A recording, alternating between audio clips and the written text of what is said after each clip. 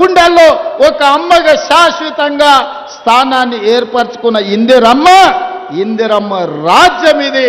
అందుకే ఇవాళ ప్రతి పేదవాడికి 10 ఏళ్ళు రేషన్ కార్డు ఎట్లుంటుందో తెలియదు. కొత్త కోడలు వస్తే లెక్కలో లేదు. పిల్లని మన బిడ్డను ఆ ఇంటికి పంపిస్తే అక్కడ లెక్క లేదు. ఇక్కడ తొలగించలేము, అక్కడ చేర్పించలేము. మన ఇంటికి కొత్త కోడలు వస్తే మన ఖాతాలనే లేదు. ఆ రేషన్ కార్డుల కోసం కళ్ళు కాయలు కాసేలాగా పేదలు ఎదురు చూసారు. అందుకే ఇవాళ లక్షలాది రేషన్ కార్డులు ఇచ్చినాం, లక్షలాది ఇందిరమ్మ ఇండ్లు ఇచ్చినాం. ఈ ఇండ్లు ఇవ్వడమే కాదు, ఆనాడు దొడ్డు బియ్యం ఇస్తే బర్రెలకు దానా పెట్టనికి వనుకొచ్చేది, లేకపోతే మిల్లోడు అక్కడనే అమ్ముకునేది. ఇవాళ నేను అడుగుతున్న సారపాకలో ఆయల్ల నేను ఒక ఆదివాసీ ఇంట్లో నేను భోజనానికి వచ్చిన, నేను ముందే చెప్పిన రేషన్ షాపులో ఏ బియ్యం ఇస్తున్నామో గదే బియ్యంతో అన్నం వండి పెట్టండి, మీకున్న స్తోమత పెట్టండి. నేను ఇచ్చే బియ్యం నేను తిని చూస్తే నాకు బాధ తెలుస్తుందని.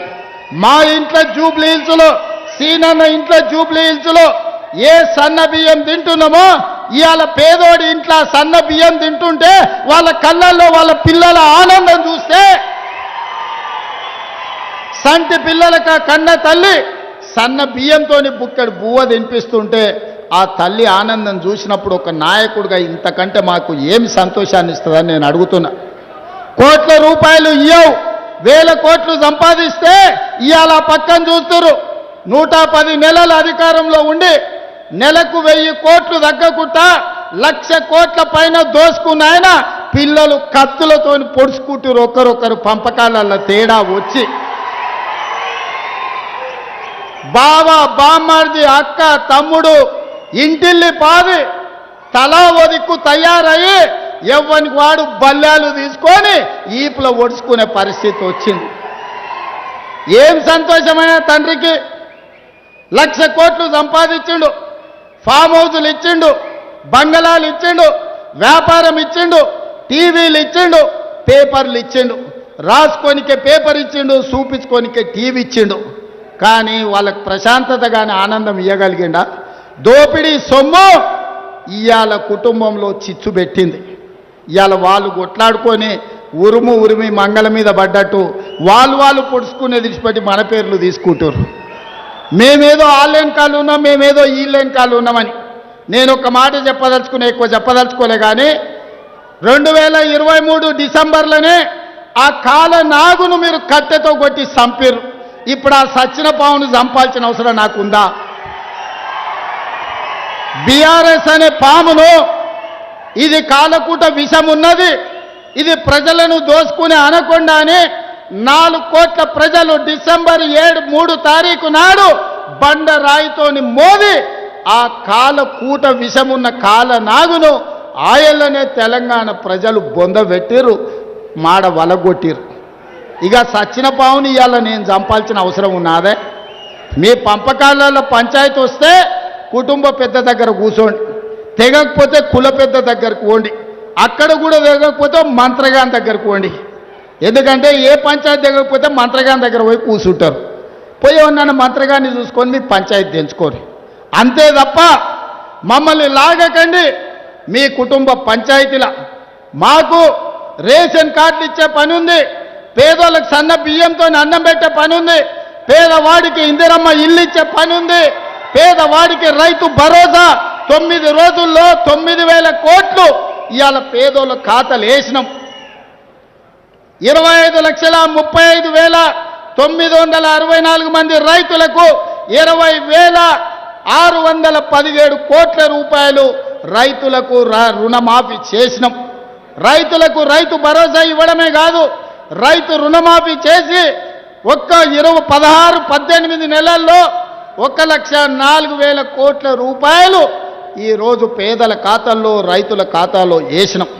అందుకే మిత్రులారా, ఈరోజు రేషన్ కార్డు కావాలన్నా, ఇందిరమ్మ ఇల్లు కావాలన్నా, సన్న బియ్యం కావాలన్నా, 50 లక్షల ఇళ్లకు 200 యూనిట్లు ఉచిత కరెంటు ఇచ్చినా ఈరోజు అది ఇందిరమ్మ రాజ్యంలోనే సాధ్యమైంది, ఈరోజు మన ప్రభుత్వంలోనే సాధ్యమైంది.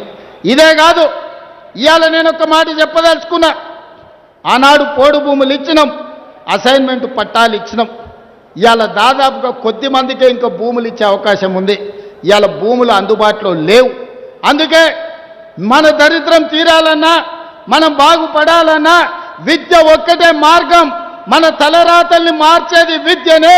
అందుకే విద్య మీద ఈ సంవత్సరం 40,000 కోట్ల రూపాయలు ఖర్చు పెట్టి ప్రతి పేదవాడికి రేషన్ కార్డు, ఇందిరమ్మ ఇల్లు, సన్న బియ్యం ఇవ్వడమే కాదు, మీకు చదువు చెప్పించి మిమ్మల్ని డాక్టర్లను, లాయర్లను, ఇంజనీర్లను చెయ్యాలని ఇవాళ మన ప్రభుత్వం ప్రయత్నం చేస్తుంది. అందుకే 100 నియోజకవర్గాల్లో యంగ్ ఇండియా ఇంటిగ్రేటెడ్ స్కూల్స్ పెట్టడమే కాదు, 20,000 కోట్ల రూపాయలు పాఠశాలల నిర్మాణానికి ఖర్చు పెడుతున్నాం. డైట్ ఛార్జెస్ 40% పెంచినాం. Cosmetic charges 200% పెంచినాం.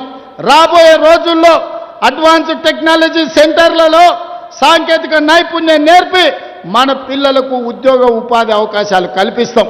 ఇవాళ సింగపూర్, సౌత్ కొరియా, జపాన్లలో అవకాశాలు ఇప్పటి వరకు ఖమ్మం జిల్లా నుంచి కానీ ఇతర జిల్లాల నుంచి ఈరోజు అమెరికాకు పోతున్నారు ఇంజనీర్లు చదివి. మరి అందరు ఇంజనీరింగ్ చదువుకోలేరు కదా. కొంతమంది ఐటీఐలు చదువుతారు, కొంతమంది పాలిటెక్నిక్ చదువుతారు, కొంతమంది డిగ్రీ చదువుతారు. మరి వాళ్ళకు ఉద్యోగాలు ఎట్లా? అందుకే ఈనాడు అడ్వాన్స్ టెక్నాలజీ సెంటర్లు ప్రారంభించడం. ప్రతి నియోజకవర్గానికి ఒకటి ఇచ్చే బాధ్యత నాది. వేలాది మంది విద్యార్థులు అందులో చదువుకోండి. మీకు సింగపూర్లో, సౌత్ కొరియాలో, జపాన్లో మీకు ఉద్యోగాలు ఇప్పించి మన బతుకుల్లో వెలుగులు తీసుకొచ్చే బాధ్యత నాది. అందుకే ఇక్కడ ఉన్న యువకులకు, వేదిక మీద ఉన్న నాయకత్వానికి నేను సూచన చేస్తున్నా. పేదల బతుకులు బాగుపడాలంటే పేదవాడు చదువుకోవాలి. విద్య ఒక్కటే మన బతుకులను మారుస్తుంది. మనం చదువుకుంటే బాగుపడతాం. ఒకప్పుడు ఆయన గొర్రెలు పెంచుకోండి, బర్రెలు పెంచుకోండి, చేపలు పట్టుకోండి, చెప్పులు కుట్టుకోండి అన్నాడు. మన పిల్లలేమో గొర్రెల్ని పెంచాలంట, బర్రెల్ని గాయాలంట, చేపలు పట్టుకోవాలంట, చెప్పులు కుట్టాలంట. వాళ్ళ పిల్లలు మాత్రం రాజ్యాలు ఏరుకుంటారంట, రాజులు అవుతారంట, రాష్ట్రాలను దోసుకుంటారంట. అందుకే ఇవాళ పేదవాడు పరిపాలన చెయ్యాలి. పేదవాడు డాక్టరో, లాయరో, ఇంజనీరో, ఐఏఎస్ఓ, ఐపీఎస్ఓ కావాలి అంటే చదవాలి.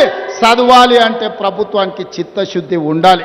అందుకే నా ఏకాగ్రత మొత్తం చైతన్యం కలిగిన ఖమ్మం జిల్లా ప్రజలకు, యువకులకు నా విజ్ఞప్తి, చదువుకోండి. మీరు చదువుకి ఏం కావాలనో నన్ను అడగండి. ఎవరో సహాయం చేస్తే బ్రతకడం కాదు, మనమే 10 మందికి సాయం చేసేటట్టు ఎదగాలి. ఆ ఎదగాలి అని అంటే ఇవాళ పేదరికం పోవాలి అంటే చదువుకోవాలి. అందుకే మిత్రులారా, ఏ మంచి కార్యక్రమాన్ని మొదలుపెట్టినా మీ ఖమ్మం జిల్లాకే నేను వస్తున్నా.